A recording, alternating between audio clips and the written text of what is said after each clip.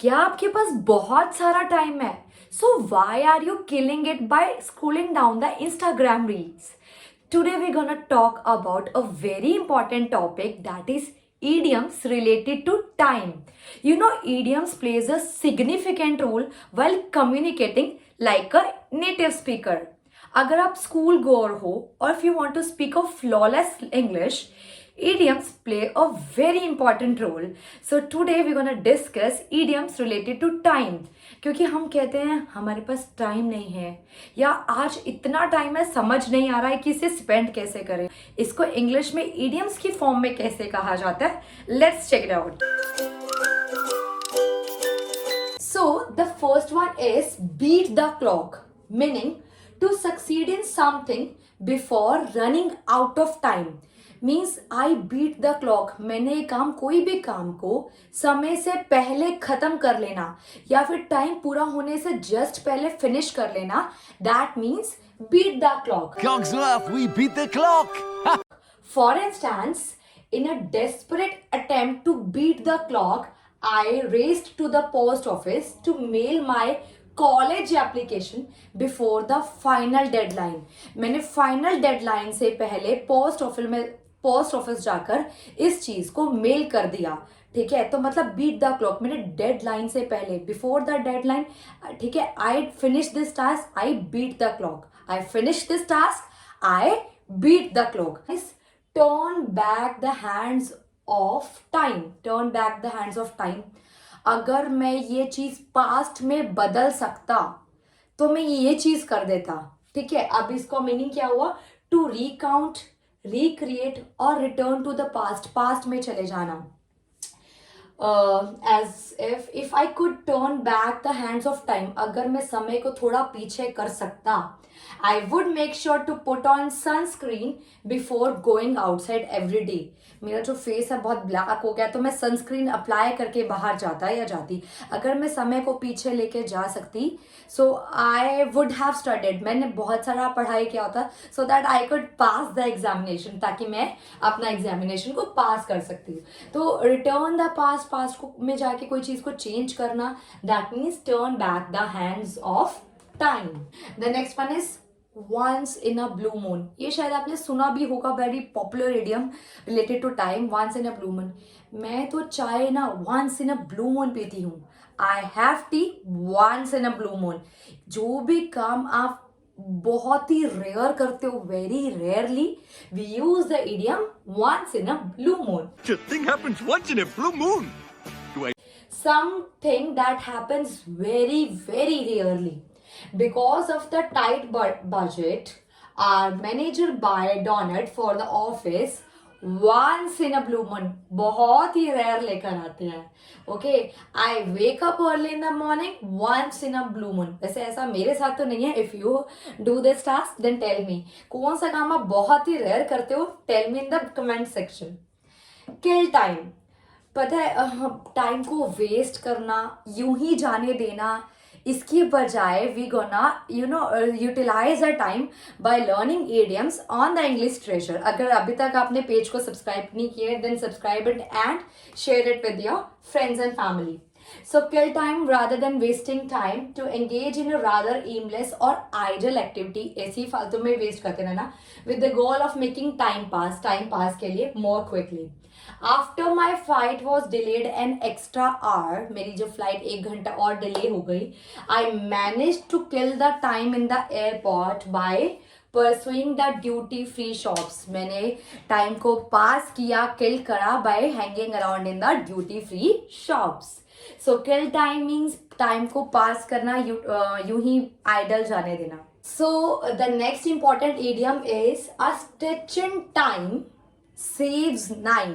Listen it very properly. A stitch in time, a stitch in time saves 9. अगर कोई काम हम समय से पहले पूरा कर ले या टाइम पे उसे कर ले, तो हम बहुत ज़्यादा वर्स्ट होने से बच सकते हैं. A stitch in time saves 9. Complete a task properly, अच्छे से पूरा कर लेना, and thoroughly the first time to avoid a bigger problem later. बहुत बड़ी प्रॉब्लम आने से पहले ही अपना काम कर लो. Stitch in time saves the time letter.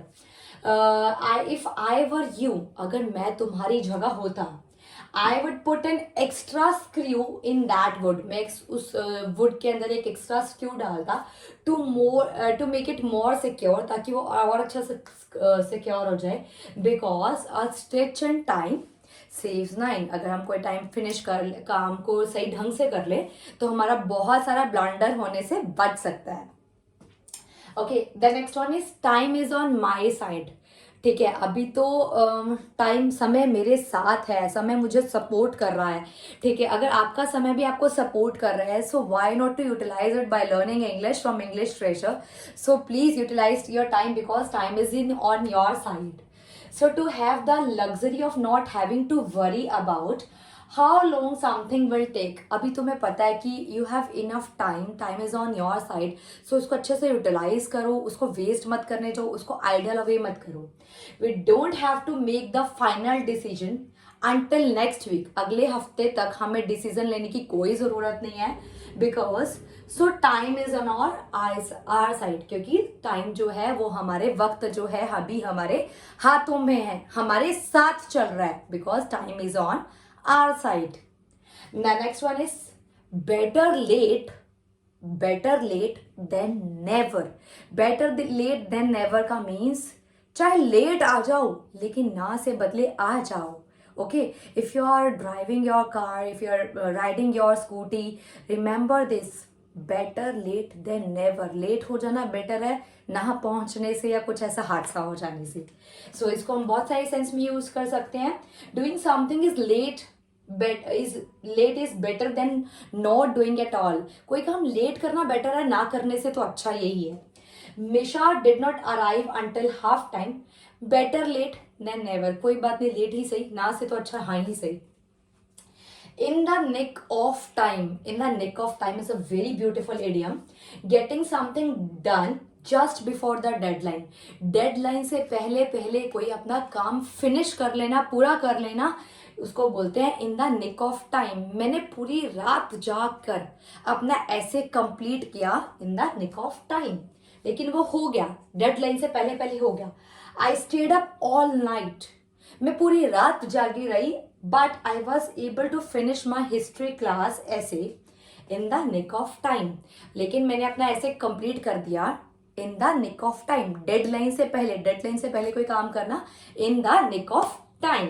One is crack of dawn. अगर आप भी crack of dawn हो, means if you are a early riser, then tell me in the comment section. Early सुबह जल्दी उठ के कोई काम कर लेना, ये सुबह जल्दी उठना अर्ली राइजर को बोला जाता है crack of dawn. Kyle is always up at the crack of dawn. Kyle जो है बहुत ही सुबह जल्दी उठ जाती है. Kyle is always up at the crack of dawn. Okay, I am also a crack of dawn. Amanda is more of a night owl. लेकिन अमेंडा जो है नाइट आउल है, उसको रात तक लेट रात तक जागना पसंद है. She is a night owl and likes to sleep in. और उसको सुबह सुबह तो सोना बहुत ही पसंद है. The next one is only time will tell. Only time will tell मतलब समय ही बताएगा आगे क्या होने वाला है.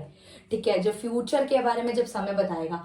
द ट्रूथ और answer will be determined in the future. Future में ओनली टाइम विल टेल. अब तो समय ही बताएगा क्या होगा.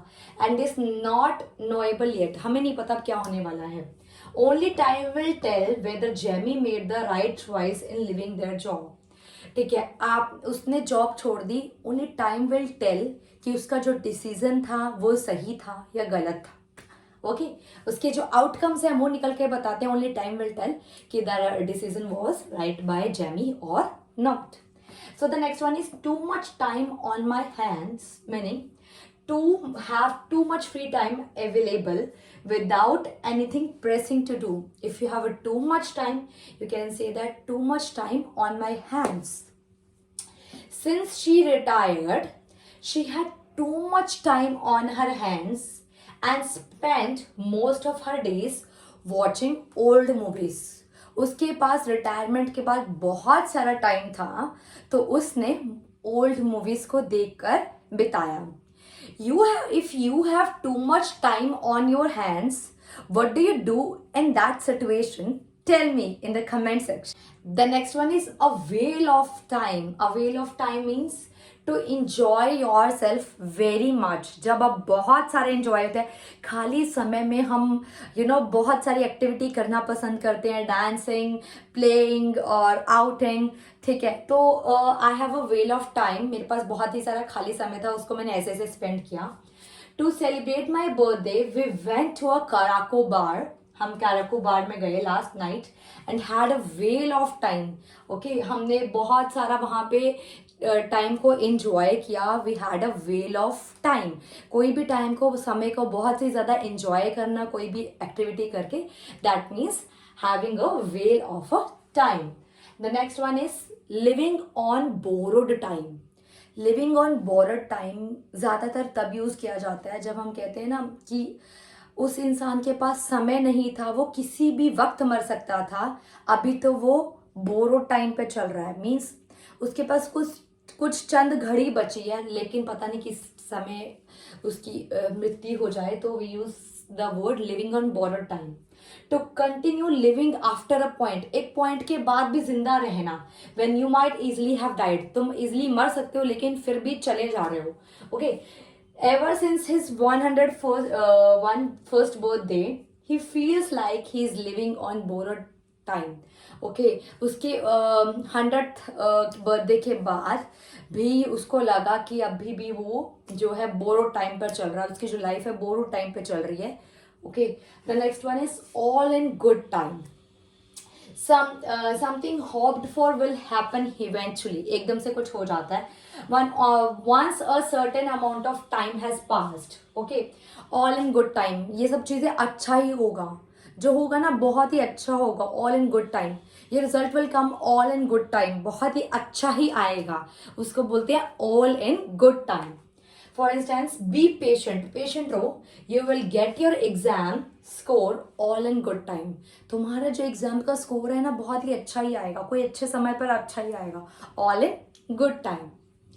Time is of the essence. Time is of the essence meaning time is limited and deadlines must be met. Time जो है बहुत ही थोड़ा है, इसलिए डेडलाइंस तुम्हारी पूरी होनी चाहिए. सो time is of the essence. Fulfilling something in a timely manner is of the utmost important. कोई भी काम को समय रहते ही पूरा करना means time is of the essence. Time की परवाह करके उसी समय के अंदर अंदर काम कर लेना, time is of the essence. To keep our customers happy. हमारे कस्टमर्स को खुश रखने के लिए you need to fulfil the orders and remember that time is of the essence. समय की महत्वता को समझकर कस्टमर की नीड को पूरा करना. So here we have discussed 15 very important idioms. I hope you like it. But if you have any query, you can ask me in the comment section. But before that, don't forget to like, subscribe and share my channel. One thing I just want to say to all my viewers, मेरे पास बहुत सारे comment sections में comments emails आते हैं कि हम इसको retain कैसे करें. Make it a part of your daily life. आप इसको थोड़ा practice out करो अलग अलग examples के साथ, और कोई भी एक idiom उठाकर अपने उसी daily conversation में make it a part of your life. Then you can easily able to retain it and you can sound like a native speaker. Gracias.